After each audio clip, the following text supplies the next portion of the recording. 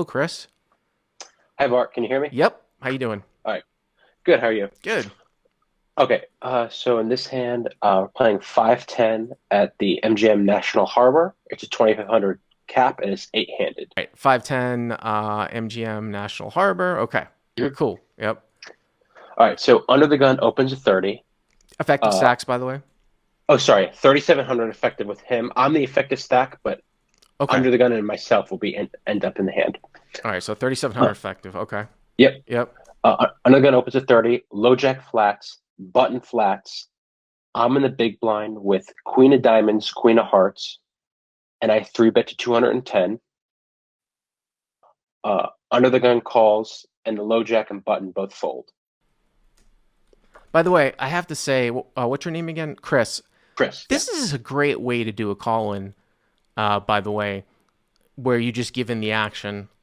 Like, I mean, the last call is kind of fun, but that's kind of the goal with where I'm going to go with my new email, my submissions email, where I'm going to sort of have a form or at least a link to a form in the FAQs. Like, if you can imagine when I get literally 50 emails a week, especially from people from non-subs in like a 1-2 home game where the hand is 3,000 words. And I'm not kidding about that sometimes. I'm not exaggerating. So, all right, 3,700 effective, under the gun to Yep. 30, low jack calls, button calls, you 3-bet, red queens to 210, under the gun Yep. calls, and they fold. Okay, great. Yep. Awesome. So just under the gun is a very solid aggro reg. So Okay. that's the only information I have on him. Okay. The, Sounds the good. flop is jack of diamonds, jack of clubs, and it should be 480 effective. 480 in the pot, you mean? Yeah, sorry, Yeah. 480 in the pot. Jack of club. Repeat the flop again, please. So jack of diamonds, jack of clubs, eight of spades. So you Yeah. decide to bet 120. Okay. So it's a rainbow board. Obviously, the board is connected here. He can have some jack X. He should have somewhat of a strong range here when it goes 30, call, and he defends to your 3-bet. He still is probably going to have a high, I would say, continuing range of that sort of call to the 3-bet here. Probably pairs below whatever pairs that are defended here, but I don't even know if he's going to have fives and below would fold off. Yeah. And First of all, I don't even know if he opens fives under the gun. right. So yeah, but I mean, like the Broadway draws that contain a backdoor.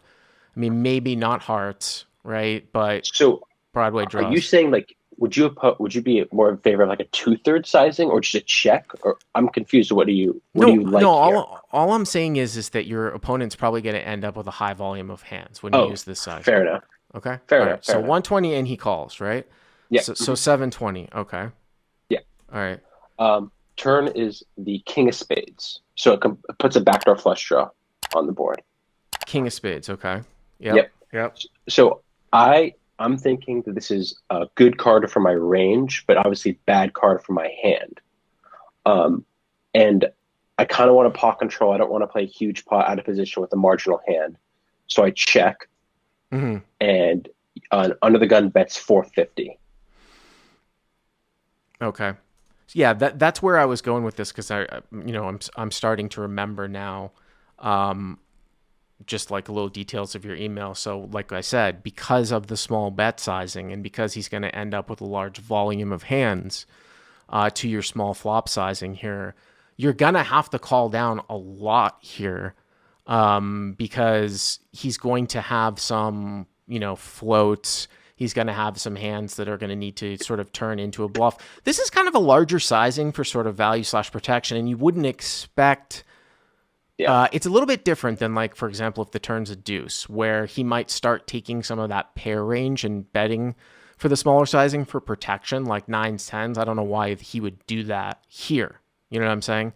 So, Yeah. and also some of these backdoor Broadways, they pair up here. Now, he will also have some ace highs here, though, too, that maybe he thinks needs to start bluffing, that were sort of backdoors, like, it's interesting, like ace nine of diamonds, I'll give you, or something like that, right? Does that start a bluff here on turn?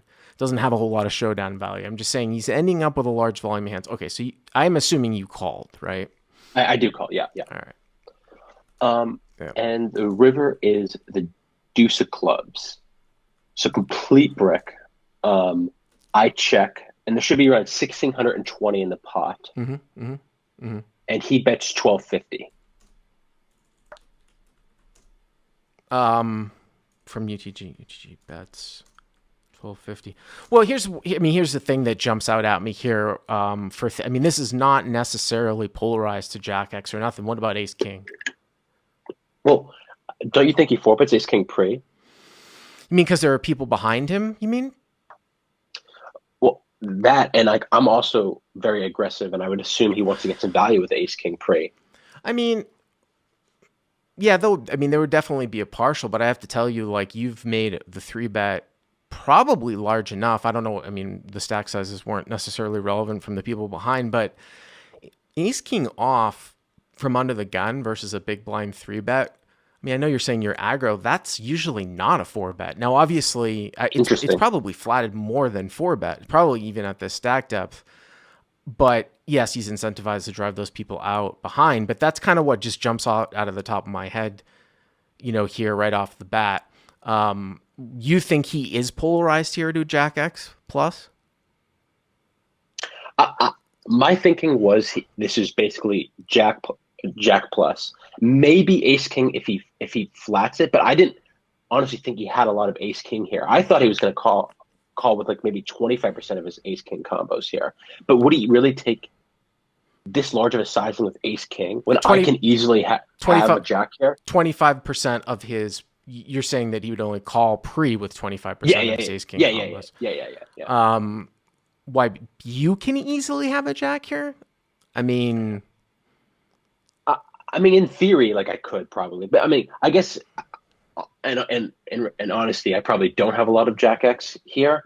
I think he has more But jack X than you because he opens with a higher volume that I'm now, and obviously, it really depends on the percentage of, his three betted defense. But I mean, you keep saying you're aggro, and obviously it is a squeeze spot because there's dead money, but you are incentivized to call with a lot of sort of medium strength hands like Queen Jack, Jack 10 off, something like that. I don't even know if you squeeze with like Jack 10 suited, you might just, take a call here.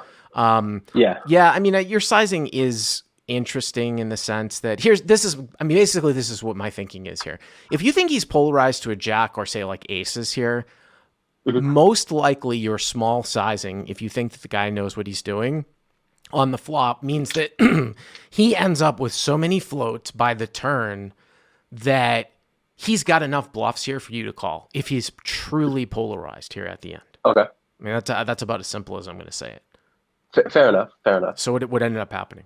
I ended up calling, Uh huh. and he had sixes, which is why I got confused. I wrote the hand history down at the beginning. I apologize again for that. No worries. So villain has sixes. Okay, Yes. so that's another one that we actually didn't mention at the top that might actually be. You will see some of these small. Now, it probably shouldn't be defended pre, right? With two people behind, I would assume. I mean, it's probably pretty close. I mean, it is live poker, right? Yeah. But what I would say is that it's not surprising. This isn't like totally maniacal for some people looking at this on paper because what you'll see sometimes is a reflection of some of these smaller pairs that just go really way down in showdown value. They start to get bluffed because off of this action, you can see when you check the turn, there's really literally no way that sixes can win, right? I mean, Yeah, almost that's no true. way. Yeah. So, he starts a bluff with it. I mean, I had mentioned hands like ace nine suited with a backdoor that starts a bluff, um, queen 10, something like that. But again, I think what you can take away from this hand and what a lot of people don't understand when they just auto down bet because they see everybody else and they're like, oh, it's the theory. Then you have to understand that your opponent will end up with a high volume of hands across the turn. And then if something happens where you think he's polarized on the river, you're probably supposed to be doing a lot of calling because he's probably going to end up with a good amount of nothing. He has Fair enough. enough bluffs, right? If he is truly Yeah. polarized, I think that's that So one. if you thought if you think he has most of his ace king, do you actually prefer a fold here? Um, it's I think you bring up a good point about the river sizing. Like maybe it's not consistent with ace king.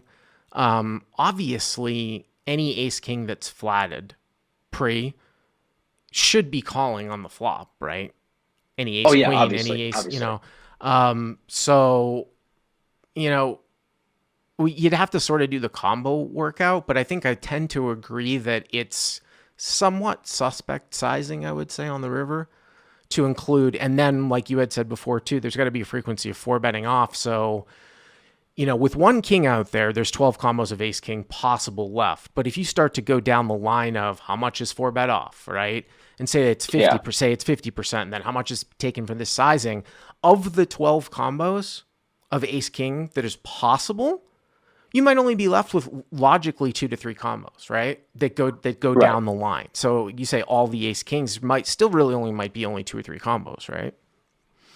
Fair enough. Yeah. Yeah. So, All right. All right. Thanks for the call. I appreciate it. yeah. Thank you.